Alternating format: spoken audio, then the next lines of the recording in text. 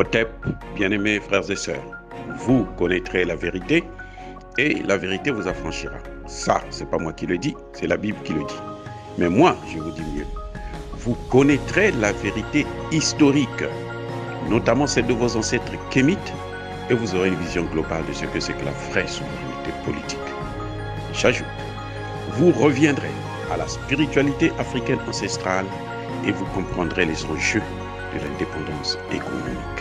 Et pour terminer, vous accepterez votre identité culturelle kémite et vous obtiendrez deux choses. La première, c'est la paix. La seconde, c'est le développement, à une condition. L'unité de toute l'Afrique noire, l'unité de tous les Noirs du monde entier.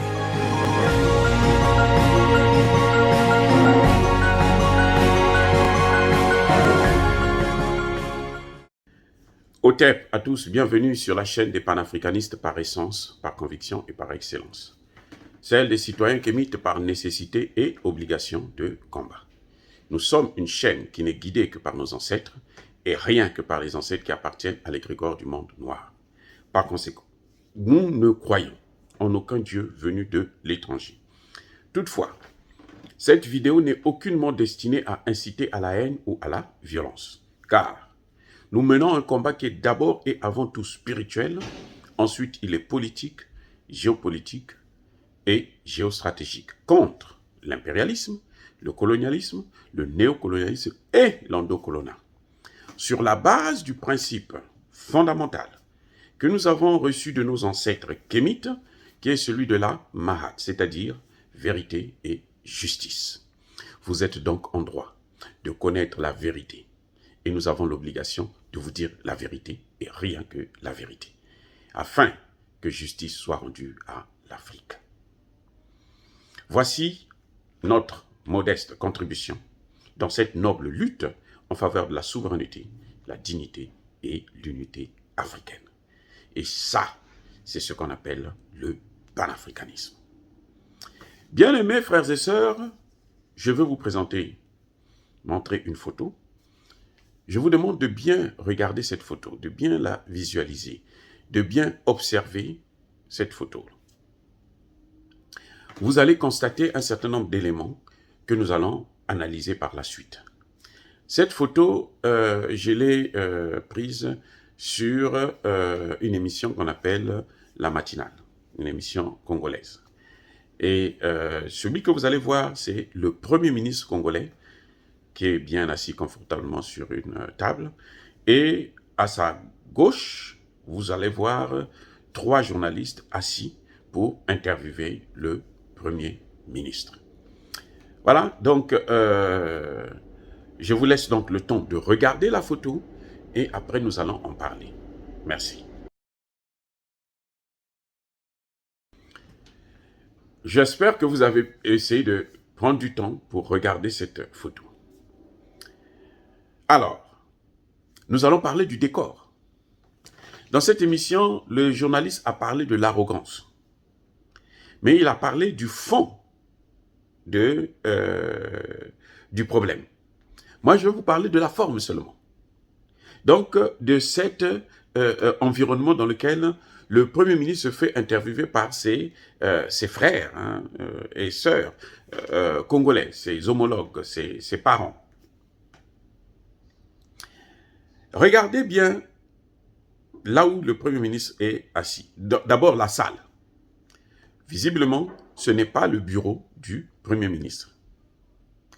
C'est un bureau qu'on a choisi pour s'entretenir avec le Premier ministre.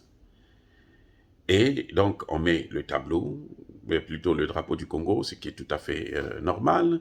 On met quelques symboles de la République, ce qui est tout à fait normal aussi. Mais ce qui est frappant, c'est la différence qu'il y a entre le confort du Premier ministre et le confort des journalistes. Le Premier ministre est assis confortablement sur une belle table, bien décorée, et les journalistes sont assis sur des chaises de fortune. Vous avez l'impression que nous sommes à l'école, que le Premier ministre est en train de donner un cours, que le Premier ministre est en train d'enseigner à ces journalistes, je ne sais quoi, peut-être la politique, peut-être la gestion de l'État, peut-être bien le métier de journaliste. Ce sont des grands journalistes du Congo que vous voyez là qu'on est en train d'humilier, tranquillement. Donc, le Premier ministre se met sur... il est en haut et eux, ils sont en bas. Vous avez cette impression-là qu'ils ne sont pas du même niveau, quoi. Ce n'est pas les mêmes personnes. C'est-à-dire que ça, ce sont des vauriens qui doivent répondre, poser des questions et tout.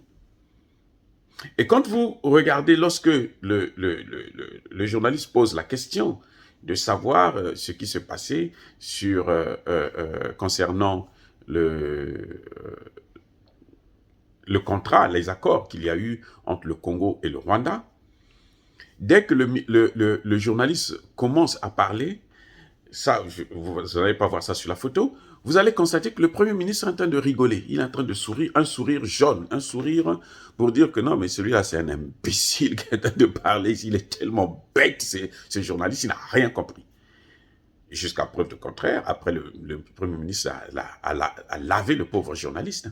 Il l'a lavé, mais alors, avec du savon, du savon vraiment, et frotté à l'éponge. Hein. C'était pas du gâteau. Donc, vous voyez le décor. Ce Premier ministre n'est pas simple, il est orgueilleux, il est au top. Là encore, il n'a pas été élu, hein, parce que pour être Premier ministre, on n'est pas élu au Congo. Pour être Premier ministre, c'est le président qui décide, qui vous nomme. Monsieur, vous êtes nommé Premier ministre.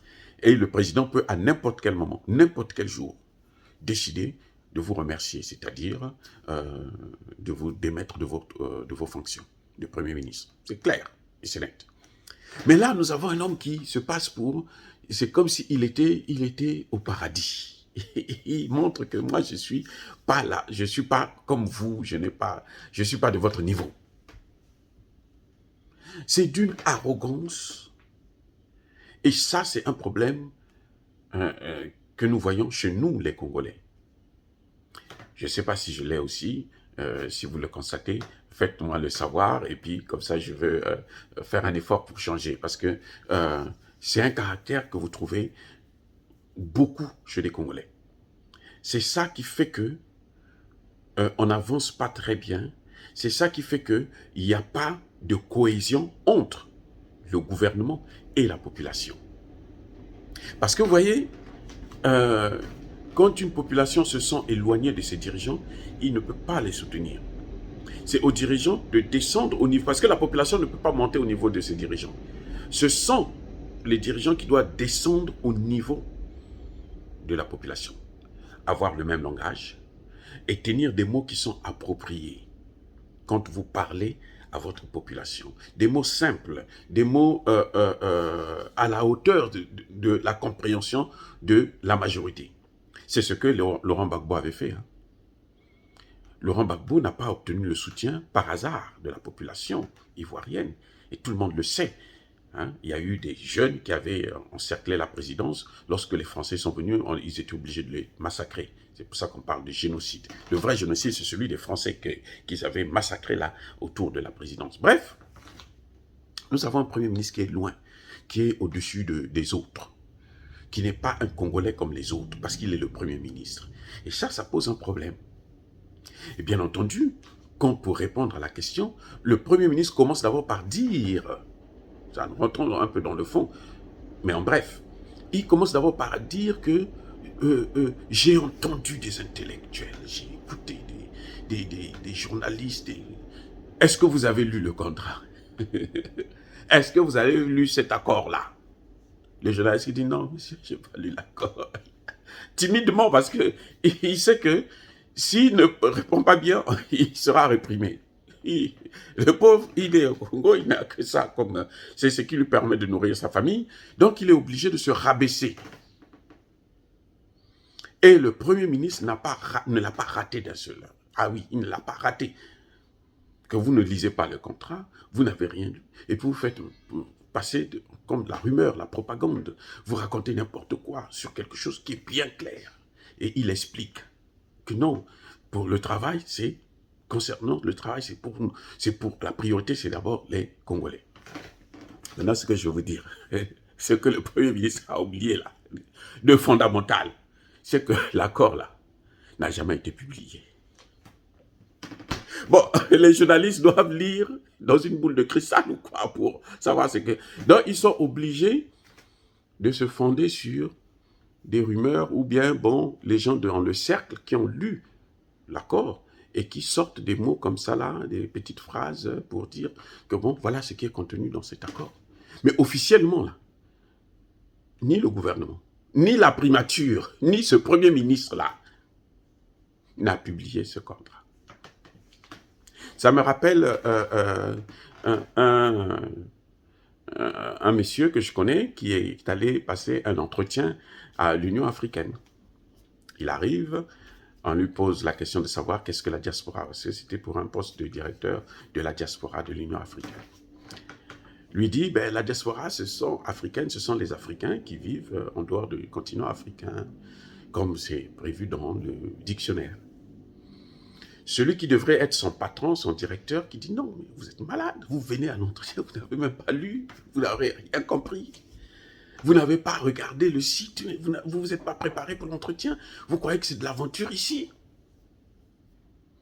Et donc, il a ramassé le pauvre candidat qui après va se rabaisser, se dire « Ah bon, comme moi, je n'ai pas bien trouvé la définition, j'assume. » L'entretien est terminé, le candidat sort de la salle, il va voir ses amis, les gens qu'il connaissait ici et là et tout. Il leur explique, ah bon, écoutez, l'entretien a mal tourné parce que voici, on m'a posé la question, moi j'ai expliqué comme je pouvais et puis bon, le directeur m'a pris à partie et puis m'a écrasé.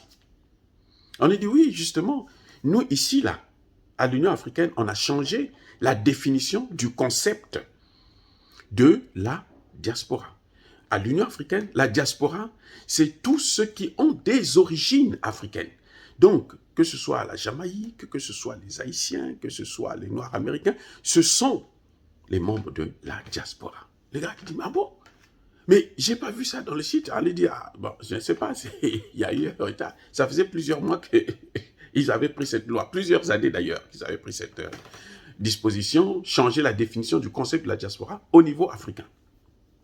Le gars lui explique, mais il y a eu un débat pendant toute une nuit où les gens n'arrivaient pas à s'accorder pour trouver cette définition. Il dit, ah bon, ok.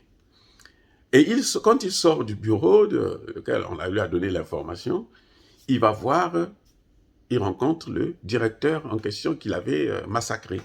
Il dit, mais monsieur le directeur, vous savez, vous aviez raison de ce que vous avez dit. Vous aviez vraiment raison. Mais ce qui se passe, c'est quoi? C'est que ce que vous avez dit là, ça n'est pas sur le site. Le gars qui dit, oh, c'est pas possible. Il dit, oh. Il lui dit, mais il y a pire. C'est que votre département, monsieur le directeur, n'existe pas sur le site de l'Union africaine. Le directeur a failli s'affoler. Il dit, non, c'est pas possible, tu es en train de raconter. Il dit, non, je suis un intellectuel comme vous. On va tout de suite là sur n'importe quel ordinateur au bureau et puis je vais vous le démontrer. Le directeur le prend, il va sur l'ordinateur et le gars ouvre le site, il rentre dans le site, il dit, regardez, votre département, ce n'est pas seulement la définition, il dit carrément, votre département n'existe pas. C'est pour vous dire que je me suis bien préparé, mais c'est vous qui n'avez pas fait votre travail. Le directeur là, après il lui dit, jeune homme, écoute, prépare-toi là, moi je démissionne. Prépare-toi pour postuler pour mon poste.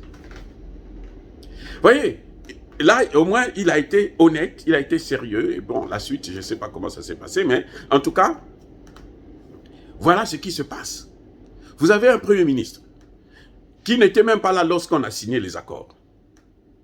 Les accords sont signés et il ne prend pas le soin de publier. Il ne sait pas que les accords n'ont jamais été publiés dans le journal officiel du Congo. Mais il se met à insulter un pauvre journaliste qui lui pose la question, qui veut savoir quel est le contenu pour expliquer la situation.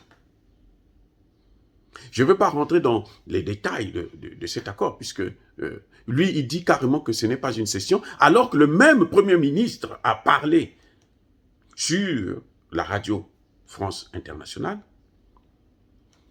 on lui posait la question de savoir, vous avez fait une concession au Rwanda. Il dit non, ce n'est pas une concession, c'est une cession. Maintenant, il dit non, ce n'est pas une cession. C'est-à-dire que, vous savez, quand vous les écoutez, ils disent, c'est comme s'ils oublient ce qu'ils avaient dit. Vous savez pourquoi ils oublient? Parce qu'ils sont arrogants. Quand ce sont des gens simples, ils devraient se souvenir. Ça devait lui venir. Parce que Dieu là, quand il agit là, pas le Dieu qu'on nous a apporté ici et là, machin. Non, le Dieu des Kémites. Quand il vous met face à une telle situation, il va vous rappeler ce que vous aviez dit. Si vous êtes humble. Mais si vous n'êtes pas humble, vous allez voir des choses passer. Il va laisser passer des erreurs pour qu'on puisse vous coincer vous-même. Écoutez, je reprends. Dieu là, hein, le Dieu des Kémites, de nos ancêtres. Vous êtes face à une interview comme ça. Là. Les journalistes vous posent la question. Il va vous rappeler ce que vous avez déjà dit sur le sujet. Il va vous rappeler les points faibles de votre situation. C'est-à-dire, vous dire par exemple que mais cet accord n'a jamais été publié. Il ne va pas vous laisser dans le flou comme ça, là. Que l'accord n'est pas publié. Et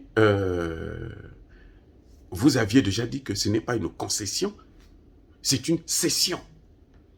Ce qui est interdit par la Constitution congolaise, dans son article 119.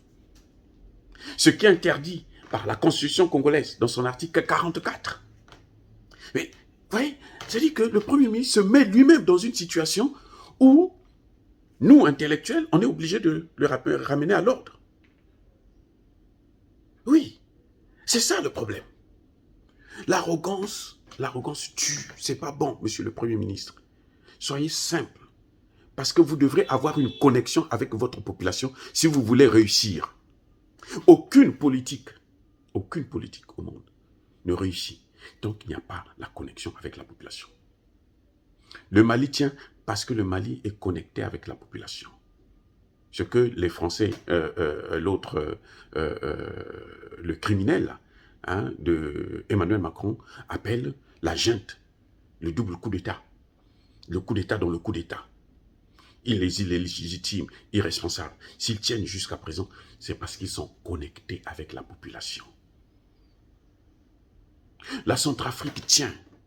Touadéra est en train de tenir parce qu'il est connecté avec la population. Parce que lorsque vous êtes connecté avec votre population, vous avez l'esprit de la population, l'esprit de ce pays qui vous accompagne dans tout ce que vous faites, dans tout ce que vous dites et qui vous protège. C'est un secret que je sors là. Et si vous n'avez pas cette connexion-là, vous échouerez dans tout ce que vous ferez. Vous pouvez rester 10 ans, 15 ans, 20 ans, 40 ans, 50 ans. Vous allez échouer. Et quand vous partirez, vous allez être oublié de l'histoire de cette nation. Quand on veut seulement parler de vous, tout le monde va tourner la tête et se dire non, c'est pas normal. Taisez-vous. Si c'est pour lui, là, ne nous parlez pas de lui.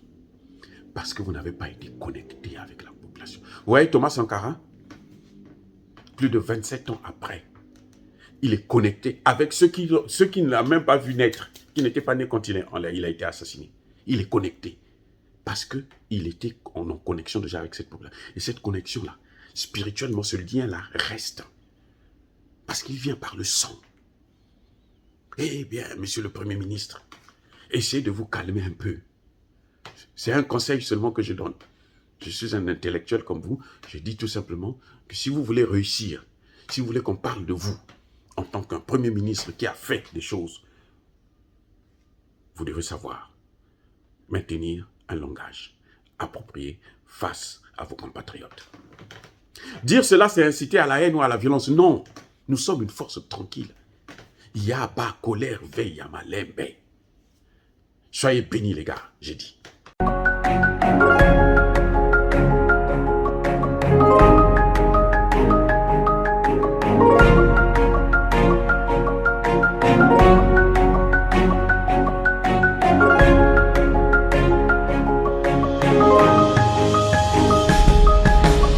Eux, ils marchent par la foi et non par la vue. Mais moi, je vous conseille vivement de marcher par la connaissance scientifique et historique, notamment celle de nos ancêtres kémites, par les 5 sens et par l'intelligence. Hotep, vive l'Afrique éternelle et que Dieu vous bénisse. Abou Apia.